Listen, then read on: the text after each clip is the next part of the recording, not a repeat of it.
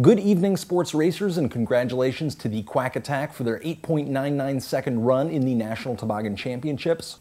I think you've managed to make the phrase ass slappin' awesome proud. This week is a travel week and I'm in San Francisco, which as you know is 5 hours behind every other place in the world. Because of this natural phenomena, this week's shows may appear to be late. So now you know. But let's play That Makes Me Think Of. So San Francisco, as you may or may not know, is on the edge of the Pacific Ocean. Over the weekend, I was walking along this edge at a place called Ocean Beach. In 1908, of course, Ocean Beach won the least creative name for a public space ever contest, coming in just ahead of Green Park in London. On that beach, young children were making things that kind of looked like castles by pushing together tiny grains of silicon dioxide. Annoying parents stood by to tell the children what castles did and did not look like. The end product was often intricate with buttresses, ornamental shells, and sharp defined corners. For a moment, the children could step back and say, "This is a castle," and very few people would argue with them. But being on the edge of an ocean, beaches also sometimes have waves. These waves often started somewhere far away and are the result of many incremental forces. As they approach the shore, they have a certain inevitability to them. Waves don't really give a crap what a castle's supposed to look like, and they don't give a crap about the children that made those castles. In fact, waves aren't really capable of giving a crap at all. When they're done, the waves leave behind a clump that's soft and rounded, that doesn't really look like a castle anymore. It looks like something, but we don't really have a word for it. On Ocean Beach, some people get tired of building sandcastles and choose to interact with the waves directly. Some people just hang out and bob up and down. Other people float on things that are filled with air. But everyone knows it's the surfers that really know what's going on. Besides the Pacific Ocean, San Francisco is also on the edge of something else. To the south, in Silicon Valley, hundreds of thousands of people play on the leading edge of technology. As they struggle to make a name for themselves on that beach, they're also confronted by waves. Waves that started a while ago and that are the result of many incremental forces. Some people push together a whole bunch of little bits so that they kind of resemble places that we're familiar with. Annoying people stand over their shoulder and tell them what things like community and friendship do and don't look like. If they're lucky, they can step back and for a moment it reminds them of something that they've seen before. But the wave has a certain inevitability to it, and the wave doesn't really give a crap about what you've seen before. When it retreats, they're left with something that doesn't really look like community and it doesn't really look like friendship. It looks like something, but we don't really have a name for it yet. Other people swim out and they bob up and down. Sometimes when those people get to the top of a wave, they say, "I made this wave is because of me, and because I'm wearing yellow swimming trunks." And then lots of other people put on yellow trunks and they swim out. But by the time they get there, that guy's at the bottom and some guy in red trunks is yelling the same thing. Other people sit on inflated rafts, so even when they're at the bottom, their little heads peek out over the top of the waves. But eventually a lot of those guys tip over, or they run out of people that are willing to blow. It's the surfers that are the most fun to watch. They know they didn't start the waves, but they do study them. While they're surfing, they don't congratulate each other for pushing the water closer to the shore. They understand that the wave has a certain inevitability to it, that it doesn't give a crap about them. It just moves. So they play on it and explore its natural contours and do tricks. And by doing that, they give the wave meaning, human meaning. Sure, they get beaten up quite a bit, but when they get it right, they can actually experience what waves can mean to people. And when they come back in, those are the people that get to name those little rounded lumps of sand. This is Zay Frank, hoping that you've got a surfboard.